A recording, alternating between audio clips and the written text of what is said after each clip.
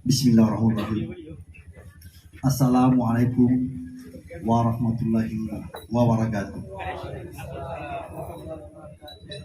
Puji dan syukur marilah sama-sama kita panjatkan kehadirat Allah Subhanahu wa taala, Tuhan yang Maha Esa. Atas limpahan dan rahmat-Nya kita bisa hadir dalam acara reses kami di tahun pertama, tepatnya di Desa Tabuyung. Selanjutnya selawat dan salam marilah sama-sama kita sampaikan kepada ruh junjungan kita Nabi besar Muhammad SAW, sebab syafaat beliau yang tiap kita harapkan di kemudian hari. Yang kami hormati Ibu Kepala Desa atau yang mewakili Badan Pemusyawaratan Desa, Bapak-bapak, tokoh masyarakat, alim ulama, cerdik pandai, tokoh pemuda dari 3 desa yang hadir pada hari ini perwakilan Desa Singkuang 1, Singkuang 2, dan Desa Tabuyung. Reses ini sebenarnya adalah salah satu agenda rutin yang dilaksanakan di DPRD. Untuk Mandailing Natal, reses ini dilaksanakan 3 kali setahun. Tujuannya pertama untuk menjemput aspirasi masyarakat. Yang kedua untuk berjumpa dengan konstituen, mendiskusikan segala problem, segala persoalan yang nantinya akan kami sampaikan kepada pihak pemerintah Kabupaten Mandailing Natal dalam hal ini, dan juga kepada pihak pemerintah provinsi dan juga pusat, itu tergantung koordinasi. Sekedar informasi kami sampaikan hari ini, kami baru melaksanakan penetapan APBD 2023.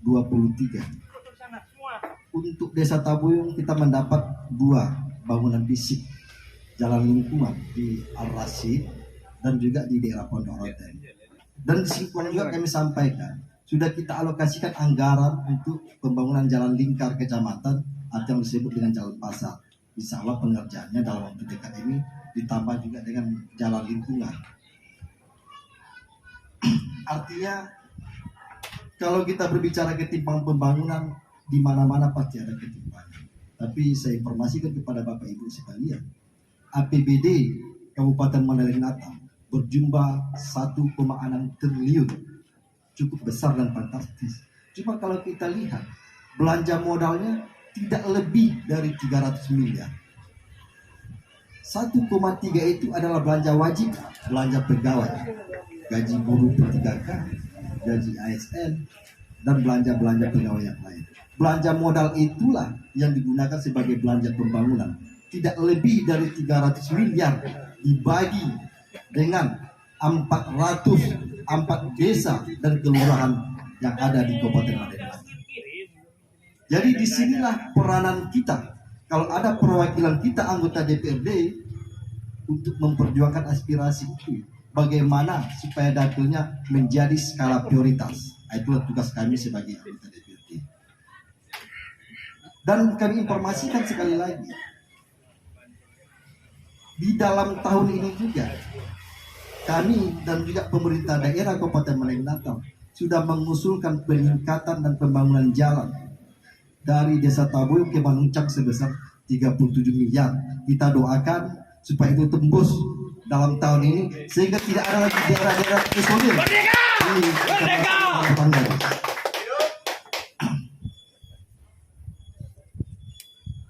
Bagi kelompok-kelompok binaan ini ada program dari pusat dan juga provinsi untuk nelayan. Seperti Pak Amran ya, bulan 2 cair Pak proposal Bapak. Bantuan dari perikanan itu bantuan provinsi. Untuk masjid mungkin bersamaan juga yang bantuan dari Bansos provinsi. Masjid Nurul Iman. Artinya inilah peluang kita. Inilah kesempatan kita selaku partai besar.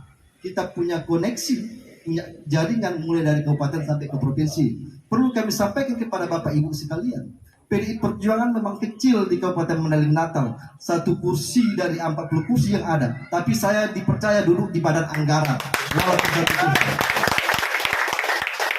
Terima kasih kepada fraksi saya, Fraksi Demokrat Plus, yang memberikan kepercayaan ini.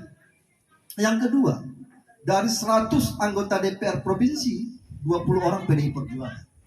Dari 575 anggota DPR RI, 128 orang PDI Perjuangan. Kita pemenang pemilu jangan Bapak Ibu berkecil hati, walaupun kita hanya satu kursi, tapi kita punya kemampuan, punya lobbying, punya relasi, punya kekuatan yang mampu bersinergi dalam Merdeka!